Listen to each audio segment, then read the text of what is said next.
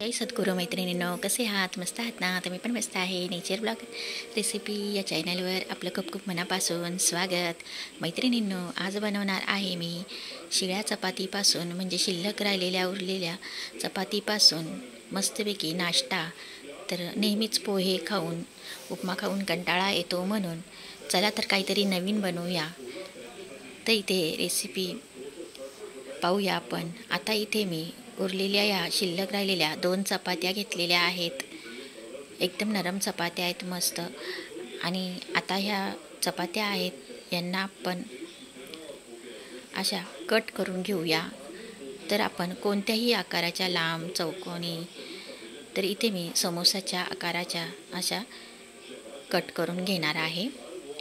तर तुम्ही पाहू शकता, अशा पद्धतीने मी या चपात्या किनार काढून टाकलेली आहे आणि असे आकाराचे कट केलेले आहे. तर चला, आता इथे मी एका मिक्सरच्या भांड्यामध्ये हिरव्या मिरच्या घालून घेणार आहे. वाटण करायचं आहे आपल्याला.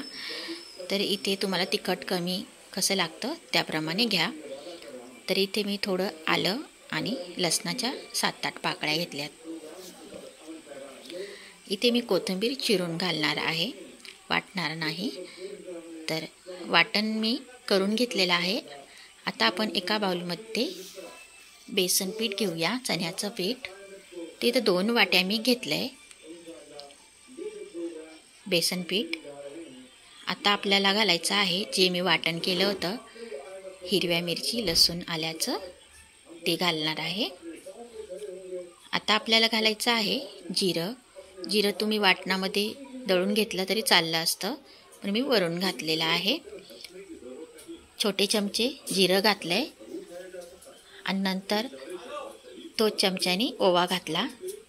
आता इथे मी थोडीशी हळद घातलेली आहे. आता आपल्याला खूप सारी कोथिंबीर पण घालून घ्यायची आहे. आता आपण चवीनुसार मीठ घालून घेऊया. मीठ घालून घेतल्यानंतर आता आपण थोडासा लाल तिखट घालायचं आहे. आता पाणी घालायचं आहे. पाणी घालून थोडं पाणी घालून आपल्याला हे मिश्रण पूर्ण कालून घ्यायचं आहे. तुम्ही हाताने सुद्धा कालवू शकता. तर इथे मी चमच्याने थोडं पाणी घालून इथे कालून घेणार आहे. तुम्ही पाहू शकता. तर ही रेसिपी तुम्ही ट्राय करून बघा, तुम्हाला खूप आवडेल. लहान मुलं मोठे सर्व आवडीने खातील. आता इथे आपलं बेटर तयार झालेलं आहे बघा. आता इथे मी सोडा खारट घालणार आहे, पण थोडं घट्ट वाटते म्हणून थोडं अगोदर आणखीन पाणी घालणार आहे. तर आपल्याला हे थोडं पातळच करायचं आहे, एकदम जास्त पण नाही, जास्त घट्टसुद्धा नाही. इथे मी थोडा सोडाखार घातलेला आहे. सोडाखार जास्त घालायचा नाही आपल्याला. आता पाणी घालून थोडं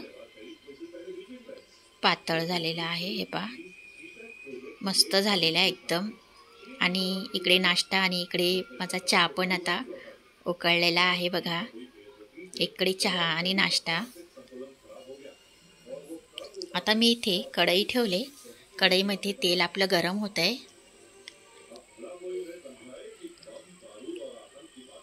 आता इथे आपण जे चपातीचे जे तुकडे केले होते, हे पहा पीस, असे आता आपण तेलामध्ये एक एक करून सोडायचे आहे हलक्या हाताने.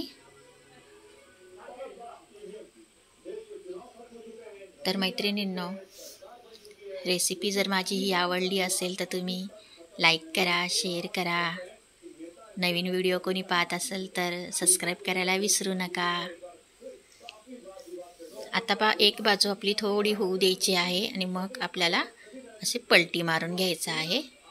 जास्त वेळ लागत नाही, पटकन होतात. तर हे समोसाच्या आकाराचे मी इथे कापलेले होते. पाहू शकता तुम्ही, अजिबात तेलकट नाही आणि खूप आवडीने खातील घरातले. वेगळा वेगळा नाश्ता. तर तुम्ही पाहू शकता मस्त आलेले आहेत बघा, कुरकुरीत एकदम, खूपच छान.